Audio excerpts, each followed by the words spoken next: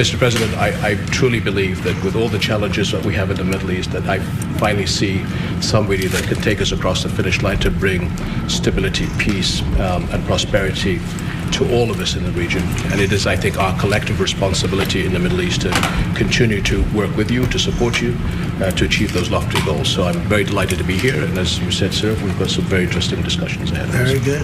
Very good. Thank you very much. Mr. President, many people in the region, especially Jordan, are worried about the annexation of the West Bank. Will you give His Majesty the King guarantee that you won't allow Israel to annex the West Bank?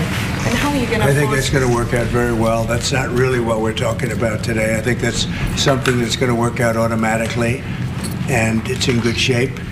And we discussed it. Other people have discussed it with us and with me. That's going to work out. West Bank is going to work out very well. Mr. President, why should the king take in the Palestinian people? He's made clear he doesn't want to. Well, I don't know, but he may have just something to say because we discussed just briefly. I think maybe you want to say it now, or? Well, Mr. President, I think we have to keep in mind that there is a plan from Egypt and the Arab countries. We're being invited by Mohammed bin Salman to discussions in Riyadh.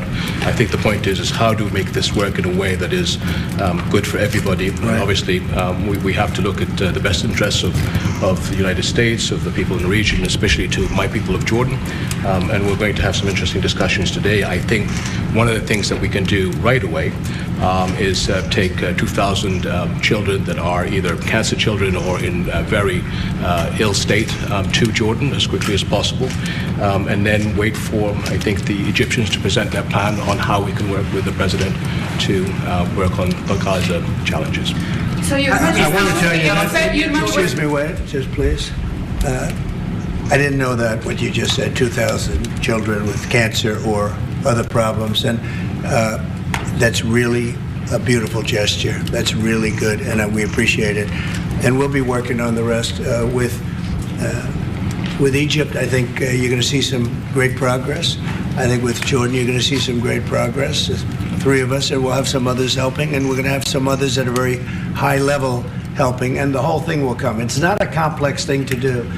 And with the United States being in control of that piece of land, a fairly large piece of land, you're going to have stability in the Middle East for the first time. And the Palestinians, or the people that live now in Gaza, will be living beautifully in another location. They're going to be living safely. They're not going to be killed, murdered, and having to leave every 10 years, because I've been watching this for so many years. It's nothing but trouble. Everyone's being killed. They're being robbed. It's like living in hell. And they're going to end up having a great home, great families that don't have to get mugged and killed and beaten up and harassed by Hamas and everybody else. And I know we'll be able to work something. And what you just said about the 2,000 is fantastic. It's so beautiful. It's music to my ears. But we're going to be able to work something, and I know we'll be able to work something also with I believe, not 100%, but 99%. We're going to work out something with Egypt. But Mr. President, during your election campaign, Mr. President, how is the U.S. going to own Gaza? Your White House has made clear taxpayer dollars won't be used for this. So what money are you going to use to buy Gaza? We're not going to buy anything. We're going to have it, and we're going to keep it, and we're going to make sure that there's going to be peace, and there's not going to be any problem, and nobody's going to question it. And we're going to run it very properly, and eventually we'll have economic development at a very large scale, maybe the largest scale on that site. And we'll have lots of good things built there, including hotels and office buildings and housing and other things. And we'll make that site into what it should be. And the people from Gaza who wouldn't be able to be there for years, because you're talking about just to get it and prepare it and to take care of all of the problems that currently it has, as you know, tunnels, and people are in those tunnels, and you have some good people and some bad people, and you may have hostages right now. You know, you have the hostages possibly there. They don't know where they are. And, you know, I have a Saturday deadline, and I don't think they're going to make the deadline personally. I think they want to play tough guy, but we'll see how tough they are. But it's going to be a wonderful thing. It's going to be wonderful for the Middle East. I think it'll turn the Middle East. I think you're going to have peace in the Middle East. You're going to eventually have peace in the Middle East. Couldn't this deadline risk undermining the talks that you're having with the king today, and risk the kind of wider peace that you're trying to? Because that's not. We're not talking about a big situation. We're talking about something that can go very quickly. We're talking about it's going to go quickly. It's not going to take a long time. Okay, that's not going to take a long time. You know bullies. You know what a bully is, right? You know the bully. I've always, and I found it throughout my life. A bully is the weakest person, and they're bullies. Hamas is bullies. The weakest people are bullies. You know that, right? All right, go ahead. Mr. President, you were saying that Palestinians will live somewhere else safe. Where exactly do you want them to live? Well, it's not where I want them to live. It's going to be where we ultimately choose as a group. And I believe we'll have a parcel of land in Jordan. I believe we'll have a parcel of land in Egypt. We may have someplace else. But I think when we finish our talks, we'll have a place where they're going to live very happily and very safely. And, you know, don't forget, they only want to be on the Gaza Strip because they don't know anything else. They've never had an alternative. And they don't want to be on the Gaza Strip, but they have no choice. They have to be. And they're being killed there at levels that nobody's ever seen. No place in the world is like as dangerous as the Gaza Strip. They don't want to be there. They have no alternative. When they have an alternative, not one person will want to stay where they are. Nobody wants to stay there. They're living in hell. It's a death trap. Mr. President, how do you know that the Palestinians don't want to leave their land? Some people say this is ethnic cleansing. You won't be able to force them to leave their land. We're moving them to a beautiful location where they have new homes, where they can live safely, where they'll have doctors and medical and all of those things, and I think it's going to be great. Yeah, any questions? King Abdullah, what do you think about the U.S. taking over the Gaza Strip? Do you want to see the U.S. own the Gaza Strip? Well, I think, as I said earlier, the president is looking at Egypt coming to present their plan. As I said, we will be in Saudi Arabia to discuss how we can work with the president and with the United States. So I think let's wait until the Egyptians can come and present to the president and not get ahead of ourselves. And is there a parcel of land in Jordan that you're willing to have Palestinians? Well, I think what we said, I have to look at the best interests of my country. I think the president is very happy that we do this thing with 2,000 children as quickly as possible. And again, I believe that the president is looking forward to getting a group of us Arabs here to discuss the overall plan. And last question, the 2,000 children, are those from the Gaza Strip? Absolutely, from the Gaza Strip. Are you willing to change your mind, Mr. That's President? from the Gaza Strip, the 2,000. Are you willing to change your mind if you hear the Egyptian and the Arab plan end of the month? If they present you something different, are you open to I other think plans? we sort of have gone down the line. We know pretty much what is going to be presented. And I think it's going to be something that's going to be magnificent for the Palestinians. They're going to be in love with it. I did very well with real estate. I can tell you about real estate. They're going to be in love with it.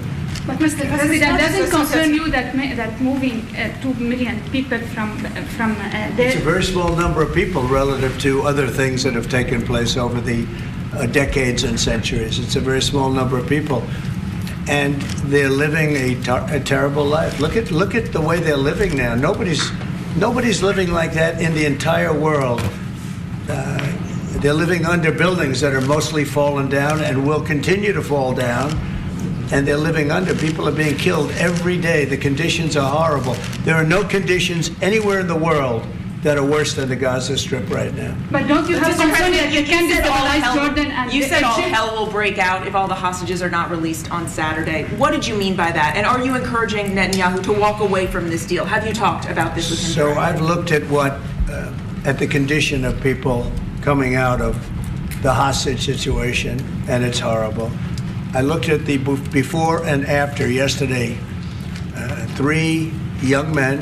One is dead now, as you know. The older gentleman who died, which everybody said he was alive and well, he's dead. But the 3 young men, and I looked at them from a short while ago, and I looked at them now. They're emaciated. They look like Holocaust survivors. They looked. They'll get better, but they're in rough shape. They were treated really badly, and we've heard things from them since. And I think the reason that Hamas is playing so cute is because they saw the reaction to these three people that came out, and the other ones. Look, the one young lady had her hand blown off practically, and they were not in great shape either. But she's missing her fingers and a big part of her hand. You know what she did? She was stopping a bullet that was aimed at her. She went like that, and it blew off her hand. No, I think I think they want time, because I think the people that they have living are in such bad shape, because they're sending the most healthy people out because they don't want to send the least healthy people out. And there was an uproar when they saw the people from yesterday. So these people so I don't want to do 2 and then we do another 2 in another week and then we do 4 in 3 weeks. No. They either have them out by Saturday at 12 o'clock or all bets are off. Mr. President, Mr. President, would you still consider withholding aid to those countries if they don't accept your plans to accept? Well, I don't want to say that, because we've had such a good relationship and we're doing so well just in the short time that we've been talking. I mean, the King just made a statement. I didn't ask him to do that, about literally saving 2,000 young children from the Gaza Strip. We didn't know about that. You didn't know about that. Nobody did, except for the King and his son. I assume you told your son, right? And I just thought it was great. No, I think we'll do something. I don't have to threaten with money. We contribute a lot of money to Jordan and to Egypt, by the way, a lot, to both. But I don't have to threaten that. I think we're above that. I do believe we're above that. So. Would you consider other countries, not Jordan and Egypt? There was talks about Indonesia, Albania, other places. Yeah, sure, we would. And we have other countries that want to get involved. We have a lot of people that want to get involved. There's a great sense of wanting to help the Palestinians. There's a lot of good countries out there, people that rule those countries with big hearts, and this gentleman is at the top of the list. And if they don't want to leave, how are you going to force them, Mr. President? Oh, they're going to be great. They're going to be very happy. Can you Your give us Majesty, should we may I- expect that the Jordanian response would be part of a coordinated Arab response? The response will be from a multitude of countries, Arab, international. I know the Europeans want to step in. And again, we'll probably have to look to the help of the United States to make sure that COGAT, which is the clearing agency on the Israeli side, makes this as efficient as possible, because 2,000 kids, the best way to get to them is by helicopters and get them straight to our institutions. And I also believe that quite a few countries would also probably like to take some of those kids and have them treated in their hospitals. So we hope to launch this ASAP. Yes, and that's right. This should have been done by the Biden administration, but, they didn't do anything. They didn't know what the hell they were doing. So this should have been done by the Biden administration.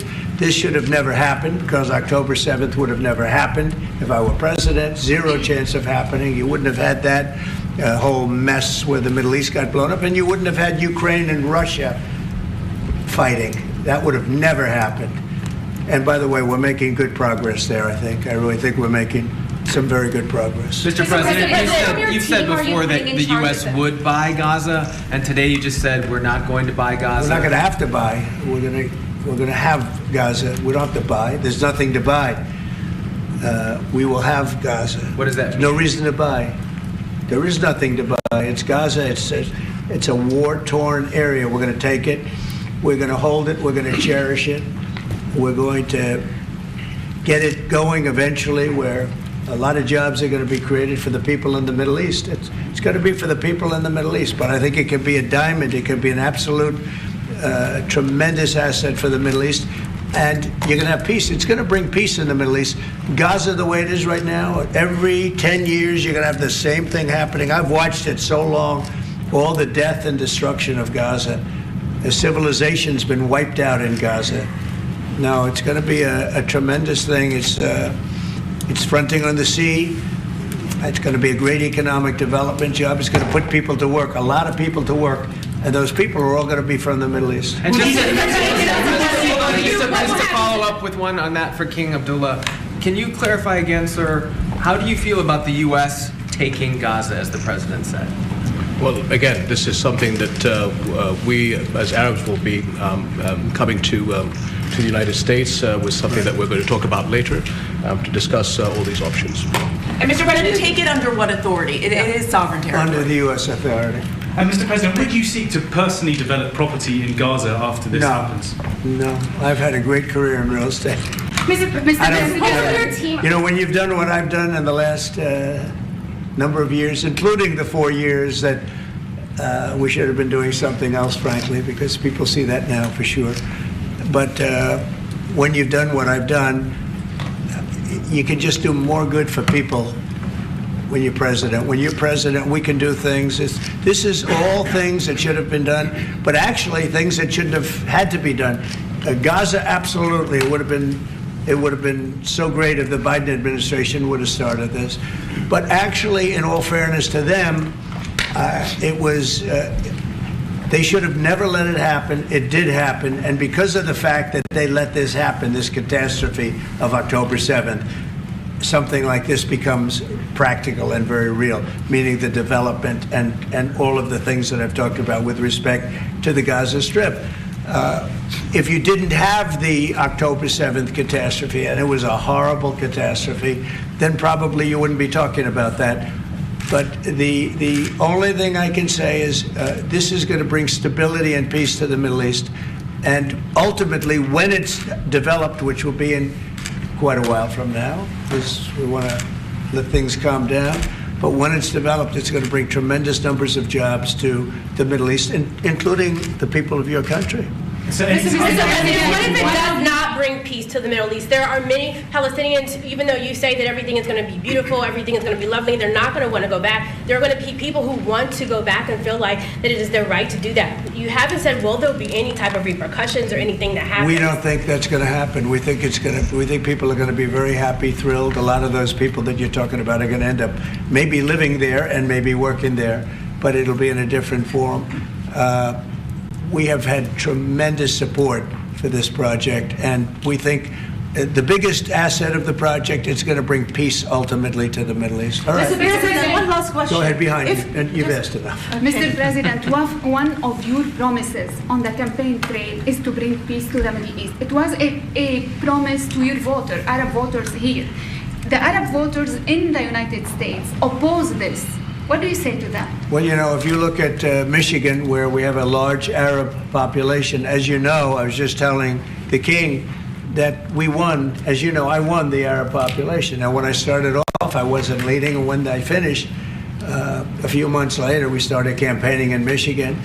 And when I finished, we won it by a tremendous amount, by 30 points. So my relationship with the Arab population has been fantastic, and my relationship with the Middle East is very good with all the countries, just about all the countries. Let's see, I would say all the countries. And they all want to do something, and they want to see peace in the Middle East. All the stories you hear about the Middle East not really wanting peace, that they want war, they want this, they want to go a certain